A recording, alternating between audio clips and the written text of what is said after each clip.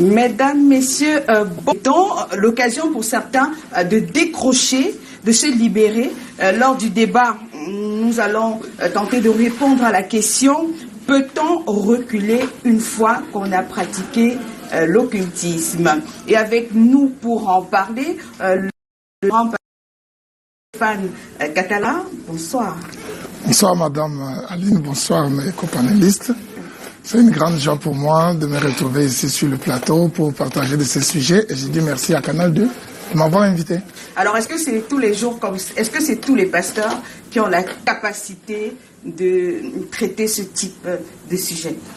Bon, dire la capacité, c'est trop dur parce que normalement, étant un serviteur de Dieu, il faut reconnaître quand même le sentiment d'humilité.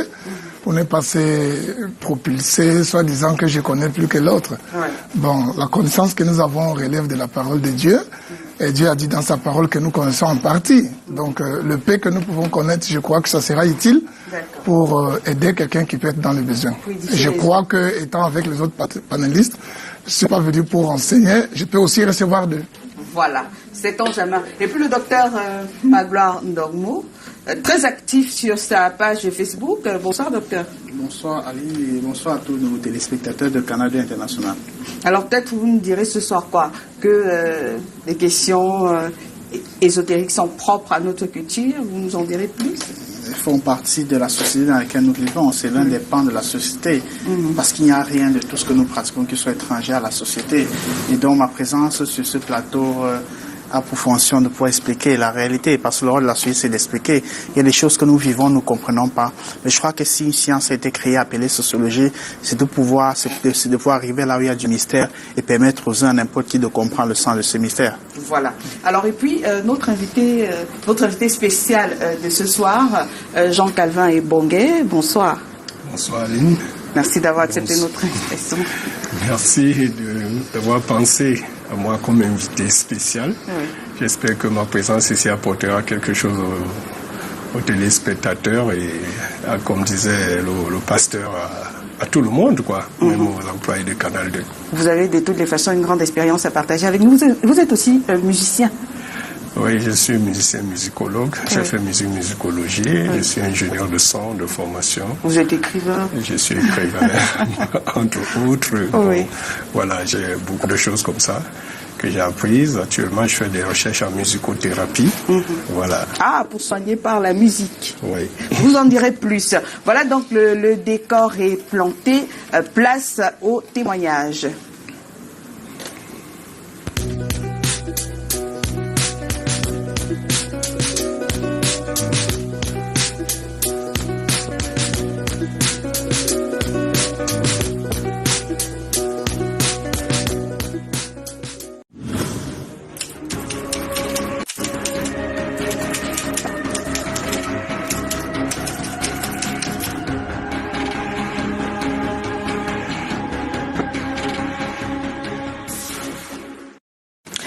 Alors voilà, vous avez lu très certainement le message qui est apparu sur vos écrans de télévision. Alors on va débuter avec vous, Jean Calvin. Je peux vous appeler Jean Calvin, non? Bien sûr. Ça pose pas de problème. Bien sûr. D'accord. Alors, votre aventure, enfin, il est question ce soir que votre expérience édifie certaines personnes, que ce soit des jeunes ou pas, qui nous écoutent aujourd'hui, parce que vous avez vécu des choses aujourd'hui. Vous pouvez parler avec autorité de ces choses-là, parce que vous avez pris du recul. Alors, ce soir, tout débute par de fréquents maux de tête. Votre histoire avec l'ésotérisme débute par de fréquents maux de tête. Oui, je me suis retrouvé un jour, je me suis réveillé un jour avec mal de tête, qui m'a dérangé, qui m'a tenaillé pendant 10 ans, non-stop, pendant 10 ans, je le dis bien, et ça a commencé à l'âge de 15 ans, et ce mal de tête a fait l'objet de beaucoup de choses, comme toute maladie qui devient tenace. On m'a fait ingurgiter tout type de médicaments pharmaceutiques, on m'a amené voir des docteurs de toute nature. Il a été question qu'à un moment qu'on m'évacue en France pour me faire une opération du crâne, parce que d'après les radios, on avait vu une nappe bizarre, une nappe d'eau que les médecins estimaient bizarre, trouvaient bizarre dans la couche, n'est-ce pas, dans ma boîte crânienne, sur la couche osseuse. Il disait qu'il y avait comme une sorte de nappe d'eau entre la membrane de l'os et l'os. Et ça, on trouvait ça bizarre. Et puis, ne trouvant pas une solution radicale au niveau des hôpitaux, ça a commencé à courir vers des tradis praticiens de tous bords. On m'a amené partout, j'en ai vraiment vu de couleurs. Vous êtes allé même dans une grotte? Oui, là on m'avait amené au Mont Coupé pour rencontrer une dame, une vieille dame. Et une autre fois, on m'a rencontré une autre vieille, toujours au Mont Coupé. On a grimpé sur les flancs du Mont Coupé. Et c'est cette femme qui m'a fait un jour entrer dans une grotte. Elle m'a dit de marcher sous la terre. J'ai marché sous la roche sur près de 2 kilomètres pour aller à la rencontre de quelque chose de mystérieux. Et elle m'avait donné des paroles que je devais prononcer. J'ai vu vraiment des phénomènes curieux qui s'en sont produits devant moi. Des chauves-souris qui apparaissaient, qui disparaissaient quand je parlais. Des insectes bizarres qui voulaient m'envahir, mais quand je disais des mots, ça disparaissait. Donc j'ai vécu ça. Et sorti de là, après un jour, on m'a amené chez un autre vieux. Vous aviez toujours mal à la tête? Oui, c'était toujours mal à la tête qui tenait l'histoire. Ça avait un truc, c'était devenu comme un truc. Il fallait tous les jours, dès que je me réveillais à 9h, entre 9h et 10h, ça ne ratait pas, ça prenait. Donc je n'avais de la calmie que quand je dormais. Après, on va éviter de donner les noms des lieux et tout ça, pour pas que... Après, on va éviter de donner des noms de lieux et tout ça, pour pas que les esprits matures s'essayent à cela. Il faut quand même dire qu'il faut dire, non, il y a certains noms qu'il faut te donner parce qu'il y a des lieux qui ont des caractères spécifiques sur la planète Terre, n'est-ce pas, des lieux géographiques ici au Cameroun et partout ailleurs en Afrique où je suis allé d'ailleurs par la suite, qui ont des caractères spécifiques. Oui, alors, à la suite de cela, est-ce que vous avez toujours eu mal à la tête? J'ai eu mal à la tête après tout ça. Mais un jour, quand je suis rentré de chez ce vieux-là, quand je suis rentré, j'ai dit, bon, il y en a marre. Moi, je ne veux plus ça. Il faut que moi-même, je cherche à trouver une solution à mon problème. Et la première solution qui m'est venue à l'esprit, par l'influence d'un ami qui n'est plus de ce monde, c'était de prier. Parce que cet ami était très fervent dans la prière. Lui souffrait d'une autre chose. Il avait un cancer à la cuisse. Avec lui, j'ai vécu une expérience extraordinaire. Il avait un cancer à la cuisse et il était programmé qu'on lui coupe cette cuisse dans les mois qui suivaient. Qu'on devait l'amputer de tout son pied. Et il était désespéré. Et puis un jour, dans une confidence au quartier, c'était un camarade du quartier, un voisin. Au cours d'une confidence, il m'a parlé de cela et il m'a dit que lui, il prie beaucoup parce qu'il croit que Dieu peut le guérir. Et ça m'a fait tilt dans la tête. J'ai dit, oui, tiens, mais chaque fois que je vais à l'église, on nous dit que Dieu opère des miracles, que Dieu envoie des anges guérir les gens et tout ça. Et lui et moi, on s'est donné à l'idée, on s'est dit, mais il faut qu'on invoque Dieu, il faut qu'on invoque ces anges, qu'ils viennent nous guérir. Lui pour sa cuisse, son cancer, moi pour le mal de tête. Et c'est comme ça, au fur et à mesure qu'on faisait ces prières, nous avons commencé à vivre des expériences extraordinaires, des expériences que je pourrais qualifier de surnaturelles, parce que mon ami, un jour, une nuit, alors qu'on avait entrepris de prier pendant 4 jours, c'était à la veille de son opération, de son amputation, tellement désespéré qu'il était, il m'a dit, accompagne-moi dans la prière. On ne sort pas de cette chambre si Dieu ne guérit pas mon cancer. Pour couper court, la nuit, quelque chose s'est produit dans la chambre.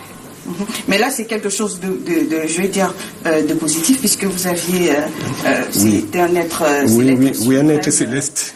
Ce que je pourrais dire, ça nous est apparu sous la forme d'une lumière. Et une voix de là est sortie, elle a dit, mes enfants, ne pleurez plus, ne pleurez plus. 3 fois. Et quelques temps après, la cuisse de mon ami s'est mise à se fendre comme ça. C'est bien sorti de l'eau, après du sang, après c'était comme du pu. Mais au milieu de ce puits, il y avait des petites croûtes. Le lendemain matin, quand j'ai réveillé ses parents pour venir voir ce qui s'était produit, parce qu'on avait recueilli ce liquide-là dans un petit seau, ils ont pris ça, ils ont emmené ça à l'hôpital. Et on a dit que c'était des tumeurs cancéreuses qui étaient sorties ainsi. Bref, mon ami avait été guéri de son cancer de cette façon. Ça, c'était visible, parce que Dieu avait mis la main. J'y étais, j'ai vu ça. Et moi, ça m'a donné l'intime conviction que Dieu va aussi agir pour moi, je vais guérir mon mal de tête. D'accord. Mais après, comment est-ce que vous êtes rentré dans l'occultisme proprement dit? Oui, comment vous en êtes arrivé Parce que nous nous sommes mis à tête qu'il faut que nous comprenions ce phénomène mystérieux qui s'était produit. Il faut que nous ayons la connaissance pure. Il faut que nous puissions palper le mécanisme qui a régi à cela. Et dans la Bible, on nous disait que Dieu avait parlé à Moïse, il lui avait donné les tables de pierre. Moïse avait un bâton, il avait frappé sur un rocher, l'eau est sortie. Mieux comprendre le comment du pourquoi. Voilà, c'est ce qui s'est passé.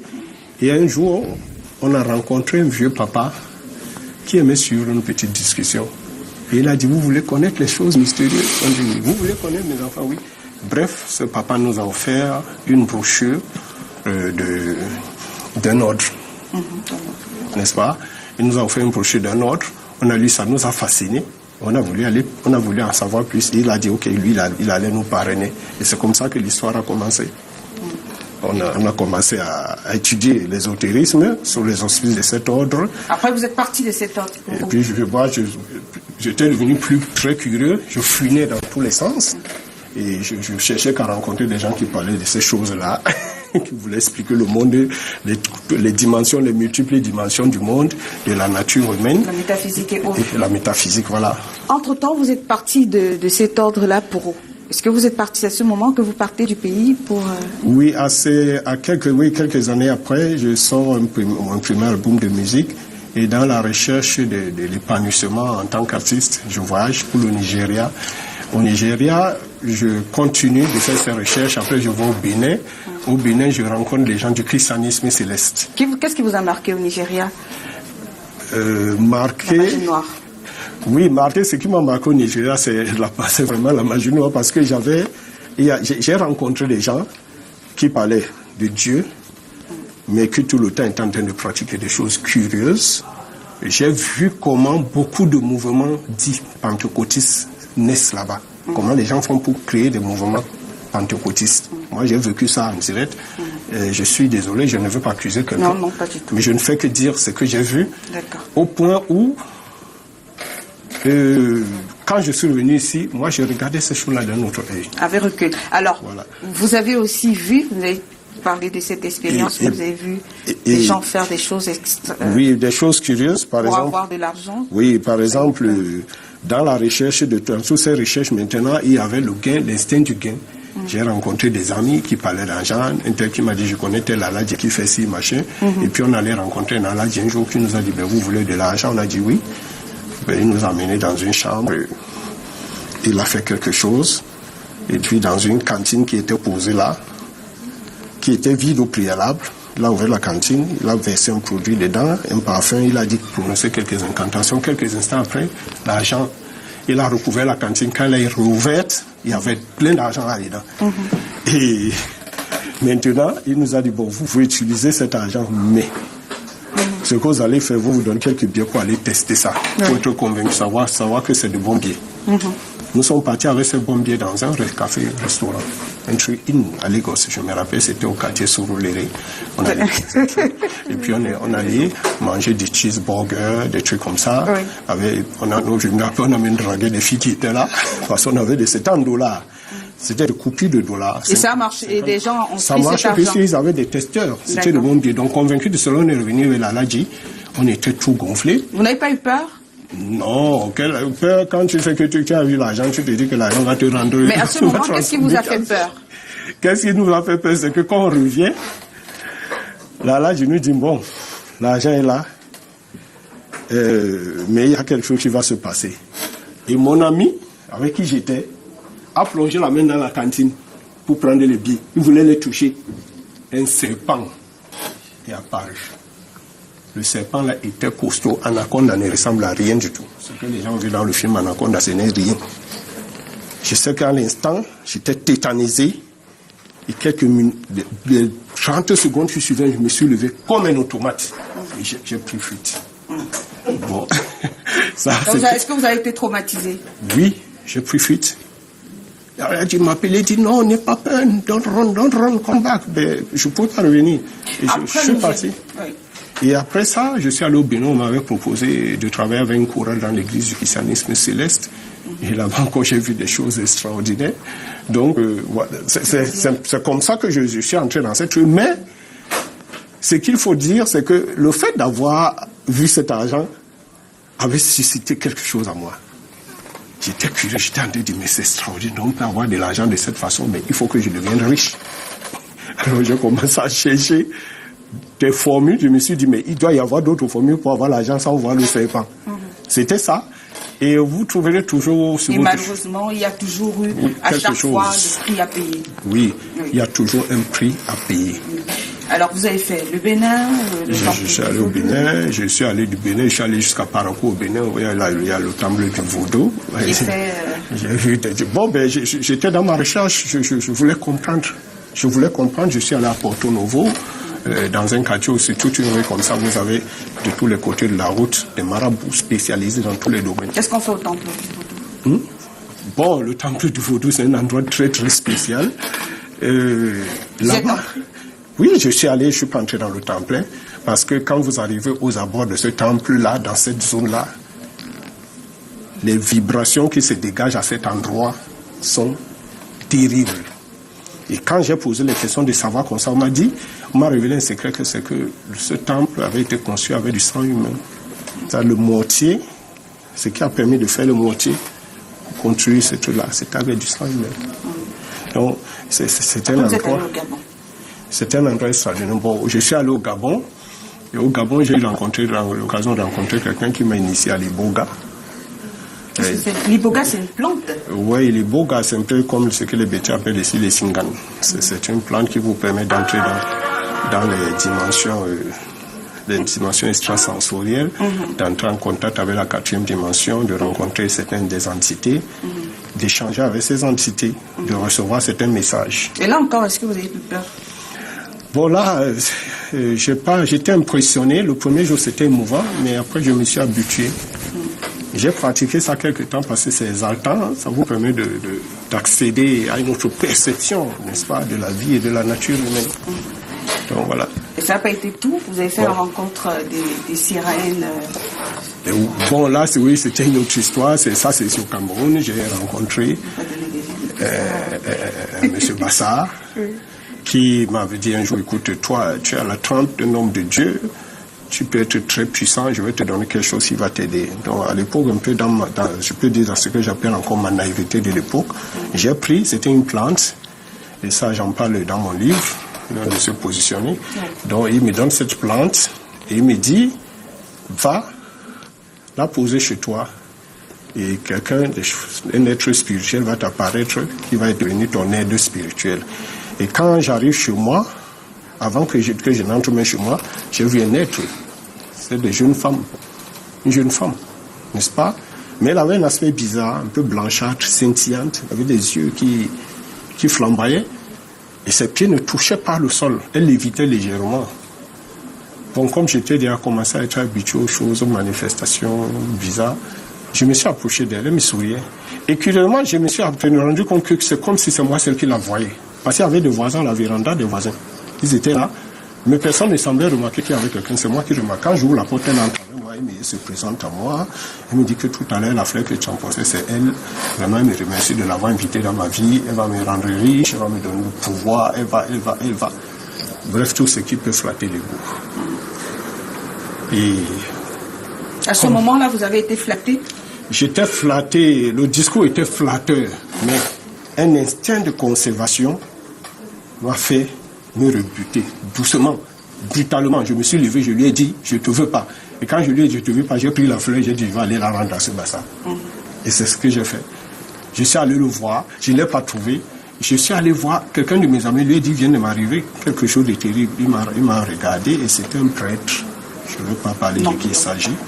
Il m'a dit, va faire ci, ça, pour te débarrasser de cette créature. Et c'est comme ça que j'ai appris à chasser des sirènes. Parce qu'on peut chasser ça, on peut découper ces liens, parce que c'est un lien qui vous lie à ces choses-là. Non, mais après... Tout comme on peut l'appeler, on peut la renvoyer. Alors, quel est l'élément qui vous a amené à vous couper totalement? Parce qu'il y a beaucoup d'expériences. Beaucoup d'expériences. Ce qui m'a amené à me couper totalement, c'est quand enfin, la misère matérielle étant ce qu'elle est, quand elle vous tient, si vous n'êtes pas... Il y a certainement eu un événement qui s'est produit. Si vous n'êtes pas sous la grâce de Dieu, franchement, vous flanchez. Qu'est-ce qui s'est passé? Il s'est passé qu'un jour, j'ai rencontré un Béninois qui m'a dit, écoute, j'ai la formule parfaite, toujours pour l'argent. Alors, j'ai dit, ok, on va essayer ça. On est allé, et on a fait une invocation, c'était en arabe. Il m'a dit, va acheter tel parfum, c'est 2-3 petits trucs simples. Hein. On a encore une autre caisse qu'on a couverte avec un drap blanc. Elle a mis le parfum, on a fait des incantations. 5 minutes.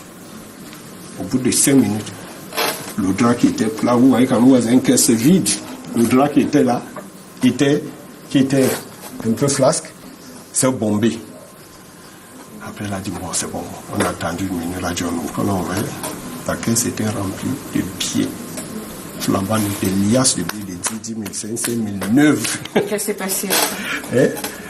Et maintenant, quand on veut regarder, on a vu un format blanc, papier blanc. C'était une lettre écrite avec un encre noire et estampillée d'une image d'une... C'est un monstre, hein? Oui. Et on prend ça, la lettre dit, félicitations, monsieur Bon. Vous avez reçu 250 millions de francs.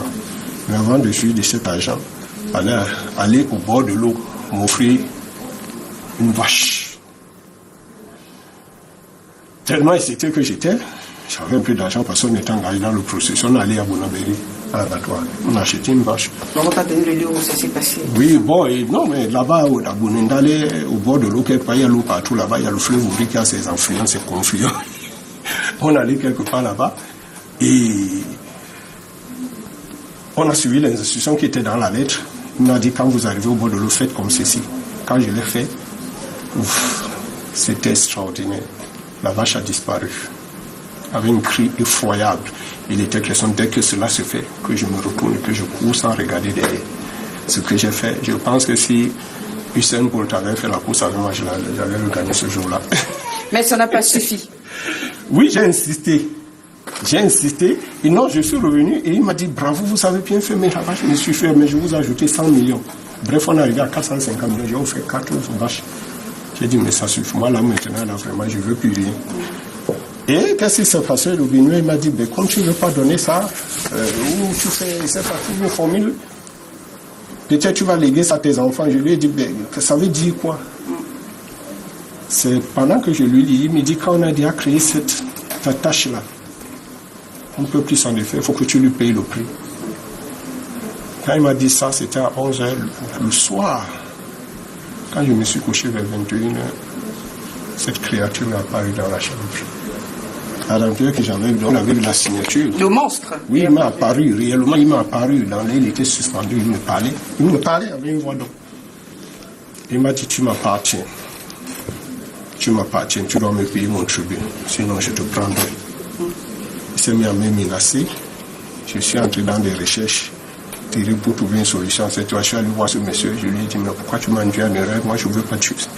Je lui ai dit, mais c'est quoi cette vache que ce moi? Il me dit, mais toi, si tu es têtu, tu ne comprends pas qu'il veut un sang spécial. Il dit, le sang spécial, c'est quoi? Bref, à la fin, il se révèle que c'était un être humain. Ouais.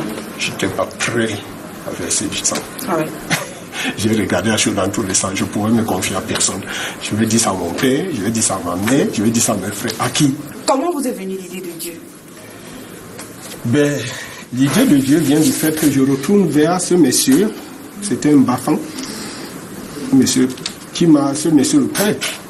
Je retourne vers lui, je lui raconte l'histoire. Il me regarde, il me dit, est-ce que tu es prêt à faire pénitence? Je lui dis que là, je suis prêt à tout. Il m'a dit, parce que si tu ne le fais pas dans les 45 jours qui vont suivre, tu mourras de manière mystérieuse. Si tu risques même de disparaître, on ne voit même pas ton cadavre. Bref, il m'a secoué parce que là, il m'a dit, voilà le protocole de prière que je te donne. Il m'a dit de faire 9 jours de jeûne, sans rien. Et puis il m'a donné des instructions à suivre pendant ce jeûne. C'est ce que j'ai fait. Ça vous a pris combien de temps pour totalement... Est-ce que vous avez continué de voir... Vous avez eu des représailles? Oui, le truc apparaissait. Il apparaissait. Plus les jours passaient, plus il devenait fréquent. Un jour, il m'a apparu en pleine route. Je me rappelle, c'était à quoi. J'ai tellement eu peur que j'ai pris la moto, je suis vite rentré en courant. Et puis, arrivé chez moi, il m'a dit, mais tu ne peux pas me fuir. Alors, j'ai commencé à pleurer, je me rappelle. Mais après, je me suis rappelé qu'on m'a donné un procure, puis après, j'ai continué de prier sans manger, sans boire. J'ai prié pendant les 9 jours et des choses comme extraordinaires se sont passées. Et c'est quand je suis sorti de là, je me rappelle, j'ai fait un vœu à Dieu. Lequel? J'ai dit, Dieu, si le temps qu'il est vrai, que tu existes, si tu me sors de cette histoire, plus jamais. Je disais, je marchais avec les saucisses trouées, plus jamais. Et je chercherai ta face. Oui. Et c'est comme ça que l'abandon total à la prière est né à moi. Oui. J'ai commencé à prier très fort et j'ai découvert des merveilles avec la prière. Et je dois dire, vers les derniers jours de ce vœu-là, le Seigneur, Jésus m'a apparu. Tel qu'il m'a apparu, il m'a dit, je suis Jésus-Christ. Je suis le Christ que vous avez sacrifié, que les hommes vous avez sacrifié sur la croix. Il me l'a dit. Et puis, beaucoup de choses sont passées dans ces rencontres. Il m'est apparu 3 fois et il m'a dit beaucoup de choses. Vous me direz quelles ont été dorénavant vos relations avec les personnes qui savaient que vous faisiez ce genre, enfin vous flirtiez avec l'occultisme. Alors on va prendre les premières réactions. Déjà celle de vous, Stéphane Catala, vous êtes pasteur. Première réaction par rapport, avant qu'on ne rentre dans le thème, par rapport à son histoire. Bon, c'est pas du nouveau parce que j'en ai vécu, donc des témoignages comme ça. Vous avez vécu des témoignages de cette dimension? Oui, plus que ça, parfois même, parce que il y a des gens qui sont allés très loin dans des pratiques occultes que c'est-à-dire à délivrer, bon. C'est-à-dire, ils sont allés loin, qu'est-ce qu'ils ont fait? Je me rappelle, c'est une femme du côté de Kivu qui était entrée vraiment dans l'occultisme. Non seulement c'est, oui, et puis la magie noire. Donc elle faisait aussi un peu de choses comme ce que le monsieur est en train de raconter. Mais vous avez dit pouvait entrer dans l'eau, faire 3 jours. Ah, physiquement, elle entrait dans l'eau. Elle entre dans l'eau et puis elle ressort. Et puis elle pouvait faire les enfants avec les esprits. À tout moment, elle faisait les enfants avec les esprits et elle était obligée même de briser avec son mariage. Pourquoi? Parce que elle ne pouvait plus, donc les esprits qui venaient toujours la rendre visite ne pouvaient plus supporter la présence de son mari. C'est ce qui fait que c'est par la puissance de Jésus-Christ qu'elle a été délivrée. Moi, avant que je ne devienne chrétien, il est vrai que je ne suis pas allé très loin, mais j'ai essayé de faire des petites expériences parce que je joue au foot. Et ça m'a amené un peu dans d'autres pratiques. Je crois avoir rencontré un jour un marabout qui m'a conseillé d'écrire une lettre pour demander ce que je veux, pour avoir un peu de numéros pour le football. Donc il m'avait demandé de prendre la lettre, de mettre dans une boîte des allumettes, et puis partir avec l'œuf. On va se passer des détails parce qu'il y a certains petits plaisantins là qui vont s'amuser peut-être à essayer. Puis ils vous ont dit. Donc je suis allé, j'ai fait quelque chose comme ça dans le WC traditionnel. Oui. Et puis 5 minutes après, j'ai ouvert la boîte, j'ai trouvé la réponse. Oui, moi ça m'avait dépassé. Je suis allé. Il m'a dit bon, il faut faire ce qu'on t'a demandé de faire. Comme ça, tu auras ce que tu veux. Après, j'ai pris ce qu'on m'avait donné pour aller faire des pratiques. Mais quand je suis arrivé, il y avait un cousin qui était déjà dans le Seigneur. Quand je suis allé dans la douche pour appliquer cela, quelque chose n'a pas marché dans mon esprit. Je suis ressorti pour aller voir mon cousin pour lui dire voilà ce que quelqu'un m'a donné. Tu te dis que va remettre ça, même ce que tu lui as donné, laisse ça. Et hormis ça, l'autre deuxième expérience, parce que j'avais rencontré un ami qui avait fait l'expérience des cimetières. Oui, lui, il pouvait aller là-bas, donc avec de l'argent. Il jette comme ça, il fait une prière qu'on lui avait donnée. Oui. Ça s'ouvre, une porte, il entre. Au cimetière? Oui, il entre. Ça devient une ville. C'est ça. Il entre et puis... Ah, vous avez déjà eu cette expérience? Je connais ça. Mais voilà. Est-ce que vous l'avez fait? Entrer dans un cimetière? Oui, une fois. Vous n'avez pas eu peur? Quand vous savez, Aline, tu sais qu'on entre déjà dans les couloirs de ces choses-là, il y a comme une sorte de préparation, n'est-ce pas, qui s'opère en vous et qui vous prédispose. Parce qu'en fait, il y a comme une séance de préparation psychologique dans ces choses-là. Quand vous prépare, quand vous devez aller faire ces choses, on vous prépare par une série d'avertissements, une série de consignes, une série de choses. Et puis toutes ces choses visent à vous donner une certaine assurance. Vous allez nous donner les conséquences tout à l'heure de cette pratique. Qui fait que vous ayez envie d'aller plus loin, de pousser l'expérience jusqu'au bout. C'est un peu ça. C'est un geste psychologique où vous vous retrouvez dans un état second. Vous allez nous donner les conséquences, parce que certainement pour cette expérience aussi, il y a eu des conséquences. C'est ça. Vous avez des conséquences? Si, il y a des conséquences qui sont liées à ces choses-là. Bien sûr. Alors, quand tu m'as parlé de ça, lui, il avait déjà fait l'expérience, et puis il me disait souvent, quand il est en route, il a besoin de quelque chose, il rencontrait les gens qui lui donnaient, les gens qu'on ne connaît pas dans ce monde, dans le village ou bien dans cette ville-là, qui lui remettaient des choses, et ces choses étaient si spéciales. Donc, puis quand il m'a parlé de ça, il m'a dit comment je pouvais aussi entrer, parce que moi, j'ai essayé de chercher beaucoup, parce que je voulais vraiment aller au niveau très un peu éloigné. À chaque fois qu'on veut connaître le comment du pourquoi, on ne s'arrête pas. Alors, je suis allé voir, parce qu'il m'avait dit les gens qui l'avaient aidé à entrer. Bon, je ne peux pas citer. Non, Voilà. Je suis allé. Oui, il y a des gens qui nous regardent qui sont pas très... Alors, la personne m'a dit ce que je devrais faire. Donc, il y avait quelque chose qui m'avait demandé d'aller pour aller faire. Et puis, en rentrant maintenant, il devrait me donner des incantations pour entrer. Et après, quand je suis allé, avant de revenir, j'ai rencontré Christ. C'est comme ça que moi, j'avais échappé à ça. Ah. Oui. Et aujourd'hui, de toutes les façons, vous allez nous parler aussi, vous aussi, de ces conséquences-là en deuxième partie, avant qu'on aborde la partie de comment s'en sortir. Parce que lorsqu'on va si vous allez sur les réseaux sociaux, il y a beaucoup de jeunes, enfin, il y en a qui font des propositions sur les plateformes sociales, et il y a beaucoup de jeunes qui tentent l'expérience. Certainement, il y a des conséquences après, mais après, certains ne savent pas gérer le retour. Alors, docteur Magloire Dokmo, première lecture de ce phénomène qui, des fois, est banal chez nous. Très bien. Je voudrais dire merci pour les expériences. C'est un pan de notre société qui n'est pas très connu du grand public. Mais c'est normal que ce ne soit pas connu du grand public parce que ça relève du champ de l'occultisme. Et nous savons ce que c'est que l'occultisme. L'occultisme, c'est l'ensemble de connaissances qui relèvent de ce qu'on appelle les sciences occultes. Les rationnels. Oui, les sciences occultes, c'est-à-dire les sciences occultes, c'est-à-dire des connaissances qui sont cachées, qui sont pas ouvertes au grand public.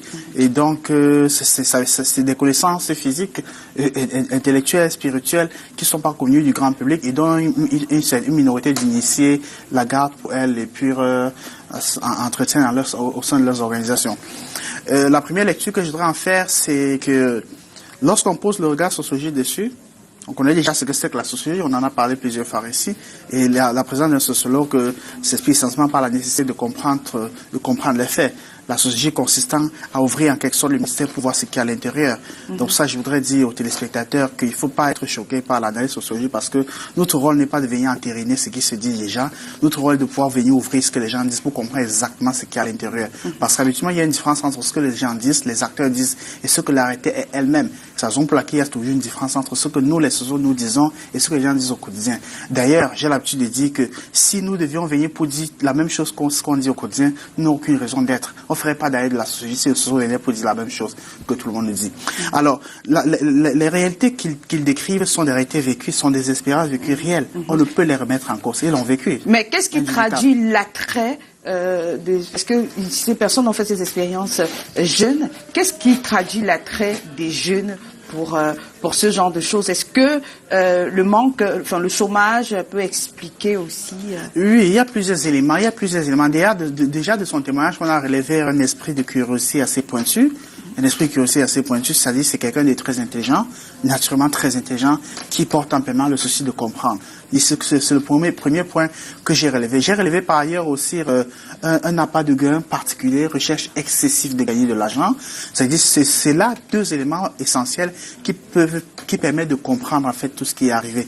Alors, si vous avez cet esprit excessif, cet esprit de curiosité excessif, alors on ne peut pas être satisfait par les simples livres parce que ce qui pourra vous satisfaire, ce sont des éléments un peu élogieux, c'est quelque chose qui sort de l'ordinaire, un peu du mystérieux. C'est-à-dire c'est autre parce que si on ne peut pas faire la simple science et être satisfait. Si vous avez un esprit aussi curieux et assez tourné vers le mystérieux, on ne pourrait que prendre ce chemin-là.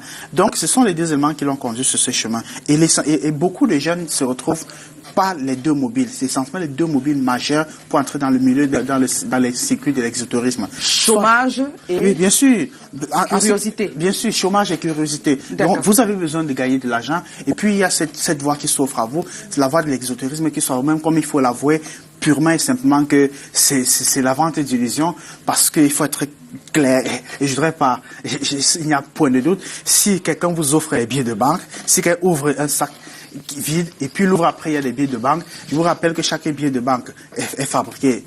Les vrais billets, bien évidemment, par la banque. Prendre du temps pour être fabriqué. Les banques centrales, et que chaque billet porte un numéro. Et donc, si vous avez un billet devant vous, il a été fabriqué dans une banque et on connaît exactement par où il est fait pour arriver. Donc, vous n'avez aucune possibilité de faire sortir les billets de banque d'une banque pour les faire apparaître devant vous sans qu'il n'ait pris des circuits. Sauf si c'est des faux billets, bien évidemment. Donc, ce qui fait qu'au bout du compte. D'accord. Bon, c'est questionnable parce que ils vont vous dire que c'est questionnable, hein, parce que les experts de la question vous diront autre chose. Mais là, on va prendre le jingle parce que juste derrière, on fera place au débat.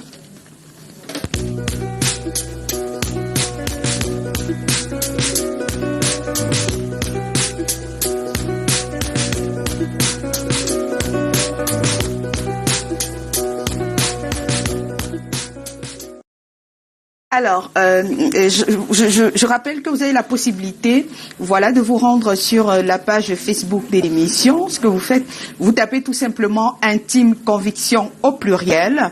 Vous verrez que le post en rapport avec le thème de ce soir a déjà été posté sur la page de l'émission. Hein. Vous postez tout simplement votre commentaire et puis on le lira. Ou bien, à défaut, après l'émission, on a l'habitude de faire avec les invités.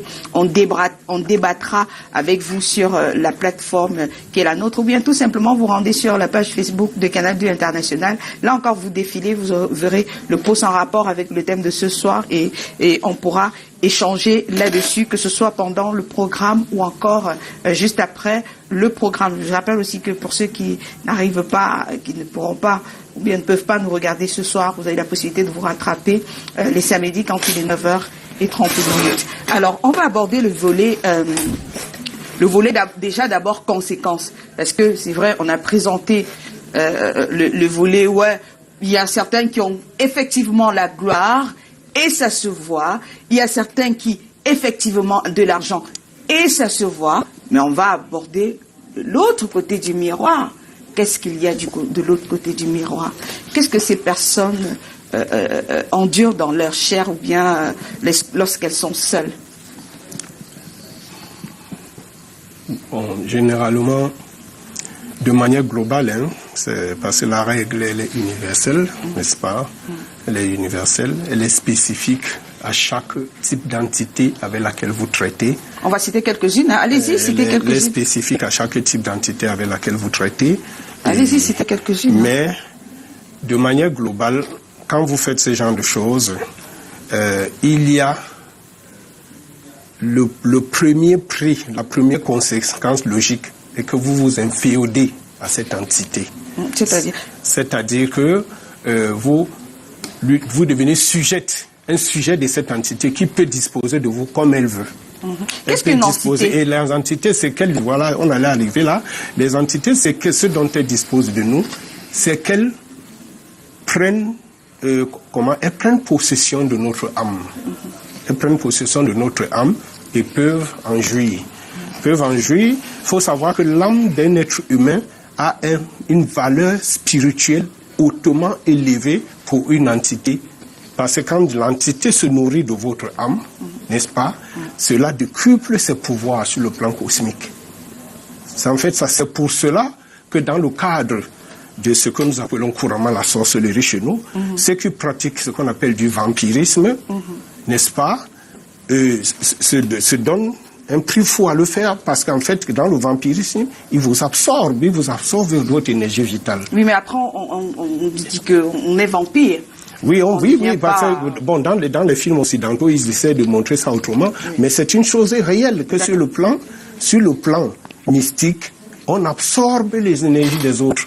Or, l'âme humaine est essentiellement constituée de cette énergie-là. Maintenant, sur le plan cosmique, en relation avec les entités, sur le plan entité, les entités peuvent disposer de votre âme. Qu'est-ce que l'entité? Qu'est-ce que l'égrégore? L'entité est une créature cosmique. qui généralement vit dans les plans électromagnétiques, n'est-ce pas?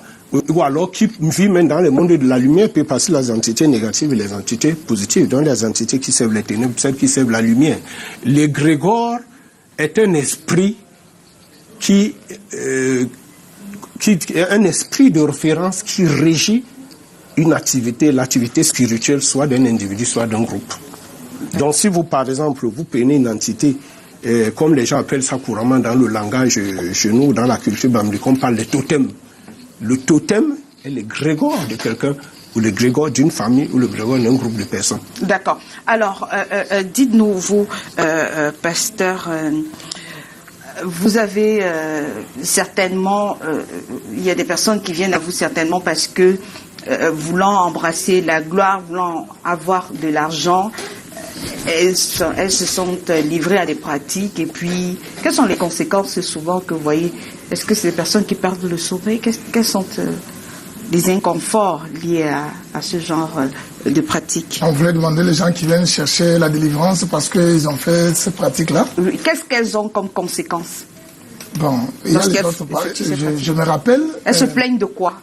Je me rappelle, il y avait deux garçons qui sont venus me voir parce que une fois qu'ils fermaient les yeux, ils voyaient des gens parfois avec les mains coupées, des jambes coupées. Tout ça, ils n'arrivaient pas à dormir parce qu'ils avaient fait ces pratiques et ils ne voulaient plus rester là-dedans. Ils avaient fait des pratiques pour avoir de l'argent? Bon, je ne sais pas pourquoi ils avaient fait ça.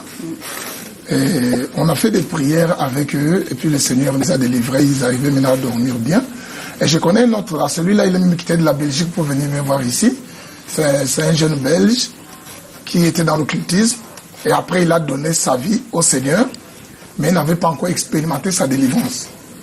Alors, donc à chaque fois, il était tourmenté par ses esprits. Des fois, il le voit, comme il l'a dit. Jean Calvin, oui. Voilà, comme M. Jean Calvin l'a dit, il le voit en route en train de vouloir toujours les troubler dans le sommeil. Il n'arrivait pas. Alors, le pasteur qu'il avait rencontré là-bas, lui, bon, il n'avait pas la grâce de délivrance. Alors, il m'a mis en contact avec ce jeune Belge. J'ai prié avec lui au téléphone jusqu'à... Il était venu ici au Cameroun. On a fait un mois. J'ai prié avec lui. Puis, il était délivré. Il est rentré en Belgique. Là, il va bien. D'accord. Donc, lui, il était tourmenté. Dites-nous, sociologue que vous êtes, et qui semble nous dire que tout est normalement rationnel, on reviendra là-dessus. Pour vous, tout est rationnel. Alors, vous avez des personnes qui ont vécu des expériences et qui vous disent que en plein jour, elles ont vu des êtres irréels, des êtres qui ne touchaient pas le sol. Vous estimez que c'est des personnes qui ont consommé des stupéfiants ou bien des personnes qui ne vont pas bien psychologiquement, docteur? Bon, je voudrais dire que on ne peut pas remettre en cause l'expérience du monde de l'exotourisme, bien évidemment, c'est une expérience réelle. Même si je voudrais préciser que l'exotourisme, c'est d'abord un système de pensée, une manière de voir le monde, une manière de concevoir le monde. C'est d'abord ça, qui est parallèle au système de pensée scientifique, au système de pensée religieux. D'abord ça. L'ésotérisme, à côté, c'est une organisation sociale. C'est-à-dire, c'est un groupe social qui partage cette manière de voir. Et en troisième position, l'ésotérisme, ce sont les pratiques qui sont liées à cela, à la fois à ces systèmes de pensée, à ces croyances, et puis au mode d'organisation sociale. Maintenant, il y a des conséquences qui s'ensuivent, et c'est d'elles qu'on parle. Parmi les conséquences qu'on a à faire, auxquelles font face les personnes qui pratiquent l'ésotérisme, essentiellement les conséquences négatives, puis c'est d'elles qu'on parle pour parler, n'est-ce pas, d'une prise en charge. Nous avons essentiellement des perturbations psychologiques, c'est-à-dire des risques psychiatriques assez avancés. Pourquoi? Parce que c'est une discipline, l'ésotérisme, c'est une pratique qui nécessite beaucoup de manipulation psychologique. Mais vous êtes en train de dire une chose et son contraire. À la fois, vous dites que l'ésotérisme existe, à la fois, vous dites que non, c'est les conséquences qui amènent à penser qu'on a vu et pourtant on n'a pas vu. Il faut comprendre de quoi il est question. J'ai dit l'ésotérisme, c'est un système de pensée. Par exemple, il a donné les différents états de l'être, de l'existence. C'est ça, c'est le monde-là. Ça, vous ne verrez pas, en science. Mais je dis donc que c'est un système de pensée réel. Qu'est-ce qu'on entend par système de pensée? Mais je peux créer un système de pensée là où on est. Je peux estimer, par exemple, que bon, cette montre est un dieu, et puis je suis son serviteur. C'est un système de pensée. Mais vous ne nous répondez pas à la question. À laquelle exactement? Selon laquelle, est-ce que vous y croyez que des personnes voient des gens qui ne sont pas... Mais vous m'avez interrompu, c'est là où j'en arrivais. Je disais donc que l'exotérisme... Je disais que non, il n'y a pas de contraire. C'est un système de pensée existant, on ne peut pas le remettre en cause, puisqu'on connaît comment... On peut même d'ailleurs l'étudier.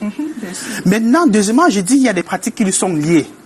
Comme par exemple, l'hypnose est une pratique récurrente de ce monde de l'exotérisme.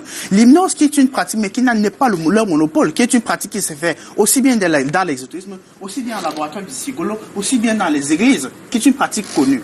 Maintenant, plus sont les pratiques récurrentes, il va en arriver habituellement des perturbations de la santé mentale. Donc ça, je voudrais dire, la principale conséquence de la vie occulte, de l'occultisme, ce sont ces perturbations mentales.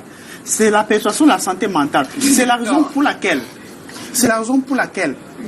tous ceux qui vont avoir comme plainte, c'est des perturbations, ce sont des perturbations. C'est-à-dire, on dort, on voit des personnes qui nous poursuivent, on voit des choses monstrueuses. Ça, on est essentiellement là dans le domaine, dans le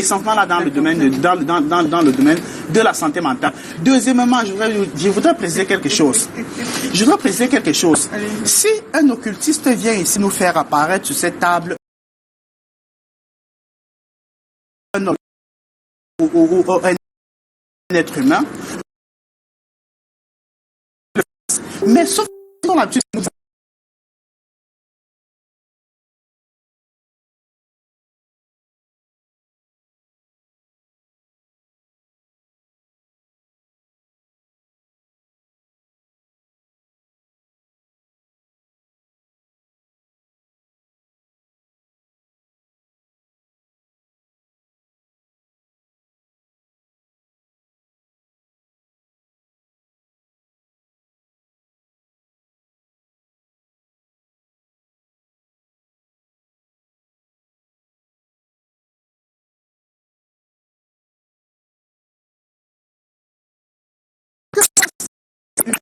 aussi.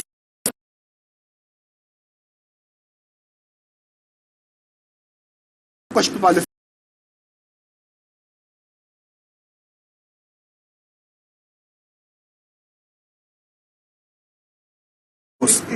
Je dois préciser quelque chose.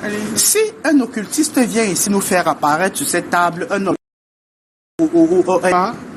des discussions liées au rationalisme creux et plat, parce que je vais vous dire, perché de ma modeste expérience, spectacle avec le spirituel. Sinon, je vous ferai des démonstrations tout de suite. Ah non. La téléportation, aborder n'importe quel physicien, il va vous expliquer ça. Pourquoi?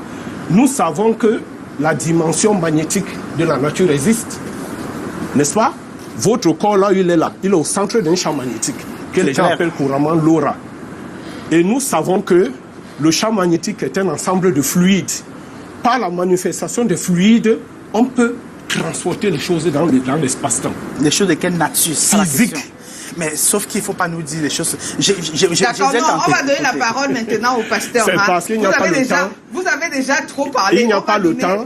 Il n'y a pas le temps. Ou là, je dirais peut-être à Madame Fomete de créer un autre plateau pour qu'on discute essentiellement de ce sujet. Et surtout qu'on pratique. Si vous voulez. Parce que les débats vont se limiter au débat. Non, vous voulez faire apparaître des choses sur je ne suis plus au stade de parce que je voudrais dire, on peut faire apparaître quelque chose ici, mais est-ce que je voudrais préciser à non, on n'a jamais vu ça. Pour qu'on sorte de là. Ce que je veux préciser pour sortir de là. Non, on n'a jamais vu ça. C'est nous qui voyons, ça n'existe pas. Non, on va donner la parole au pasteur. Vous avez déjà trop. S'il vous plaît. Je ne suis plus au stade du débat. Je suis au stade du fait que, d'abord, excusez-moi, je fais le résumé. Je suis désolé. Vous savez, ce que vous avez dit suppute que nous avons été perturbés mentalement. Mais pas seulement, je parle des conséquences. Mais on a parlé de l'expérience. Vous dites que quand on voit des choses, ça veut dire qu'on est perturbé. Je parle de ceux qui, je parle des conséquences négatives. Je pense que l'homme de Dieu va répondre à Jean Calvin. L'hypnose n'est pas pathologique. L'hypnose, vous pouvez voir quelqu'un apparaître comme votre protecteur. Là, vous l'avez vu apparaître. C'est pas pathologique. Mais en même temps que la peine n'existe pas réellement. C'est dans votre tête, en fait. On va laisser la parole. Dans votre tête tout le long. L'homme de Dieu, alors, pasteur Katala, on va pas se disputer de ça. Pasteur Katala, vous avez écouté, le sociologue semble dire que, mais vous êtes un homme de Dieu, vous avez une certaine expérience du surnaturel. Hein. Je vous ai vu vouloir réagir déjà par rapport à ce qu'il a dit. En fait, le docteur est en train de parler à son niveau de connaissance. C'est tout. Parce que, bon, moi, à l'école, j'ai fait la comptabilité. Oui. Mais dans le monde spirituel de la parole de Dieu, c'est pas l'appel que j'ai reçu de la part du Seigneur. J'ai fait j'ai reçu la formation. Mais dans le monde spirituel, parce que moi, quand j'ai cru, si je ne voyais pas les surnaturels dans la foi, c'est que j'abandonnais. C'est simple. Parce que j'avais déjà fait l'expérience quand je pouvais aller quelque part, je prends quelque chose, on me dit, bon, quand tu pars là, si tu ne passes simplement un défenseur, il voit sous tes godasses, il ne t'arrête plus. Et je pouvais acheter le but, et je viens, je marque. Vous voyez, quand je suis venu au Seigneur, quand je suis arrivé, j'étais en train d'observer. Si je ne voyais pas les surnaturels, rien ne pouvait me retenir là-bas. Dans des anges pour s'opposer par exemple aux démons. Pardon? Je dis des anges par exemple pour s'opposer aux démons. Non, pas les anges s'opposer aux démons, mais voir la puissance de Dieu, parce que j'ai toujours entendu que Dieu est tout puissant. Non, je veux dire que la même manifestation que vous avez vue dans le monde sur le plan mystique négatif, vous vouliez le voir aussi sur le plan de Dieu, voir Dieu effectivement se comment Dieu est en train de délivrer les gens, exactement, sa puissance. Voilà. Et la voilà. Bible dit que quand nous venons auprès de vous, ce n'est pas seulement avec des discours persuasifs, mais c'est avec la démonstration de la puissance. Et moi, j'ai été convaincu de ces choses-là. Pourquoi? J'ai cru 3 mois de la foi, 3 mois. On me dit de prier pour que j'impose la main, quelqu'un tombe. D'où venait quelque chose sur ma main? Si ce n'est que la puissance de Dieu. Et la puissance de Dieu est réelle. Même la Bible reconnaît que le diable est fort. Mais Jésus-Christ est plus fort. Alors, il y a des situations, quand quelqu'un vient auprès de moi, j'essaie de lui poser des questions, même avant de l'aider à s'en sortir dans le domaine où il se trouve. Je demande si tu es allé à l'hôpital, est-ce qu'on a fait les examens, tout, oui, on ne voit rien. Et puis, il arrive parfois que j'essaie de lui poser des questions un peu pour savoir est-ce qu'il a des troubles mentaux. Mais tu constates que c'est spirituel. Et quand tu pries, tu vois, les démons se manifester et puis les démons partent. Mais avant encore de partir aux différentes étapes pour s'en sortir. Je voulais dire que, merci le pasteur, et je reviens toujours vers le docteur qui m'intéresse particulièrement, que l'expérience que j'ai faite avec mon ami d'enfance, où nous avons prié un soir, on a une demi apparaître au coin de l'angle. Et puis son cancer s'est guéri, qui était avéré cliniquement à la polyclinique Sopor. Et il y a quelqu'un qui a donné un témoignage aussi de la même façon. Qui lui a perturbé, ce n'était pas un rêve. Mais il n'est plus vivant pour qu'on voit. Il n'est plus vivant, il est mort des années plus tard, comme un homme. Il y a des gens qui peuvent authentifier? Oui, sa famille a d'ailleurs en face de la boulangerie Coiffe. On peut les rencontrer quand vous voulez. Si vous voulez, j'appelle l'un de ses frères qui peut témoigner de ça. Les témoignages ne manquent pas dans tous les cas. Donc, je vais dire que ce qui m'intéresse avec le docteur, et vous l'avez fait la remarque, il dit une chose et il dit en même temps le contraire. Mais je vois pas que le fait c'est que vous n'arrivez pas à comprendre ce que je vous explique. Je vous ai dit que l'exotérisme existe, mais le fait c'est qu'ils ne comprennent pas ce qu'ils pratiquent. Par exemple, attends monsieur, vous voyez un homme spirituel qui vient vous protéger. Vous dites que l'homme spirituel existe. En fait, ce que je veux que vous compreniez, c'est que en fait l'homme spirituel existe dans votre tête. C'est ce que je veux que vous compreniez. Est-ce que les anges existent? Deuxièmement, les anges existent, mais sauf que, comme j'ai l'habitude de dire, non, c'est une existence spirituelle. C'est pas une existence réelle, c'est pas une existence physique. Je sais pas quels sont les thèmes que je peux dire. Oui, mais ils ont dit que c'était... Par exemple, est-ce que l'idée existe? Est-ce que le bien existe? Est-ce qu'une idée existe? Est-ce que la pensée existe? Oui. Si, mais ce sont pas des choses concrètes. Vous voulez dire que les anges, par exemple, ne peuvent pas être à la fois physiques et invisibles, c'est ça? Les anges ne sont pas physiques. Mais est-ce que le monde physique peut voir les anges? Mais en fait, le monde est physique. Quand l'ange Gabriel allait voir Marie, il était physique ou bien spirituel? Là, c'est une autre histoire. Est-ce que l'idée existe? L'idée existe. Pas l'existence physique. Par exemple, si vous voyez un être spirituel qui vient vous protéger, parce qu'on avait fait quelques incantations, vous le voyez, c'est réel, c'est votre expérience réelle. Mais je voudrais dire que si nous voulons saisir l'être spirituel là pour faire une échange, on le verrait pas. Mais vous allez le saisir, vous n'êtes pas initié, docteur Dormo, c'est ce qu'il dit. L'initiation, c'est quoi? L'initiation, c'est manipulation psychique au niveau des services. Voilà. C'est ça l'initiation. C'est ça l'initiation, c'est tout. Alors, on va je peux être initié et voir par des gens devant moi tout simplement. Alors, on va prendre la synthèse et prendre rapidement les étapes pour sortir de là. Oui. Il faudrait un autre plateau pour qu'on discute de ce sujet que alors, on va prendre la synthèse et puis fait apparaître sur la table.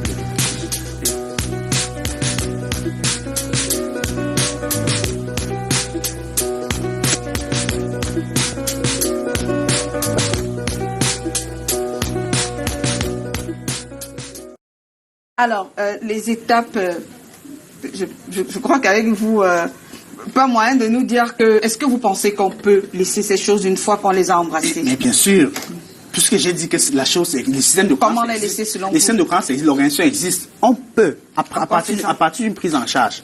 Quel genre? La prise en charge, c'est quoi? Habituellement, ceux qui sont spécialisés dans le domaine, ce sont des pasteurs. Puisque comme ce sont des domaines parfois en conflit, habituellement, c'est les églises qui vont facilement au secours. Mais il y a aussi l'assistance sociale. Le milieu social peut aussi vous aider.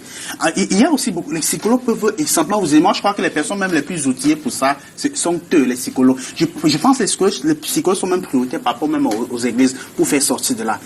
D'accord. J'en suis fortement convaincu, parce que si vous entrez dans l'ésotérisme, avec toutes ces pratiques qu'il a, ce sont des pratiques réelles qu'il a relatées. Mais là, sauf que quand vous en faites des expériences difficiles, et j'ai cité tout à l'heure les perturbations psychologiques, deuxièmement la pression sociale, le chantage que vous subissez de ce milieu, on peut sortir de là à partir d'une prise en charge. D'accord, vous avez dit que c'est essentiel. Alors, on ne va pas revenir sur les propos. Non, dans ma synthèse, il faut que je relève une chose, qu'ils sachent que les gens spirituels sont de parfaits psychologues.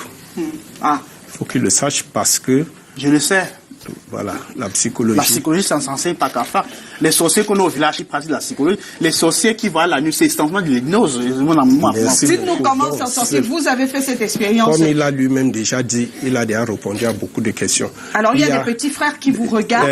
Ils sont nombreux sur les réseaux sociaux. Ce que j'ai appris à comprendre, ce que j'ai compris, comme je le dis, la collection de mes écrits, de mes livres, c'est que il n'y a pas un esprit, n'est-ce pas, dans l'échelle des esprits, il n'y a pas un esprit au-dessus de celui du Christ. Il n'y a pas un esprit dans la nature. Ça, je le dis de manière formelle, parce que je sais d'où je suis parti pour en arriver là. Il n'y a pas un esprit au-dessus de celui du Christ. De telle manière que cela signifie que la voie royale, idéale, pour sortir de cet embrigadement, de cet embrigadage, c'est de se soumettre à la Seigneurie du Christ. Quand on se soumet au Christ, il détache tous les liens. C'est une vérité, c'est une expérience qu'on peut vivre. Ce n'est pas... Et vous l'avez vécu. Alors, l'homme de Dieu, avec vous, on termine. Quelles sont les étapes? En fait, le problème est que quand quelqu'un a fait toutes ces expériences, il devrait avoir le désir d'abandonner. Quand il a déjà ce désir d'abandonner, il suffit qu'il puisse se rapprocher des hommes de Dieu. La première étape, le vouloir. Il faut qu'il désire arrêter avec ça. Et puis quand il s'approche, il faut qu'il donne sa vie à Jésus-Christ. Qu'il soit né de nouveau et qu'il reste auprès d'un homme de Dieu pour l'orienter dans les enseignements. Là, on peut faire même comme le travail des psychologues, parce que en enseignant la parole de Dieu, on est en train de renouveler son intelligence. Donc enlever tout c'est ça la psychologie. Voilà, toute connaissance mauvaise qu'il avait acquise derrière les expériences, et puis mettre la parole de Dieu. Parce que la parole de Dieu vient renouveler notre intelligence afin que nous puissions voir les choses comme Dieu le voit. Donc il est très important d'abord de s'engager. Souvent, je n'aime pas les gens qui disent simplement, donc, forcément on prie pour toi et puis tu pars. Non. Quand on prie simplement pour toi, tu peux même recevoir ta délivrance, mais la Bible dit que quand on chasse un démon, il part. Il ne trouve pas le repos là où il est parti. Il va toujours revenir. Et si la maison n'est pas ornée, si tu n'es pas bien enseigné, tu ne sais pas comment te protéger spirituellement, avec la connaissance de la parole de Dieu, les démons vont encore revenir et puis s'imposer dans ta vie.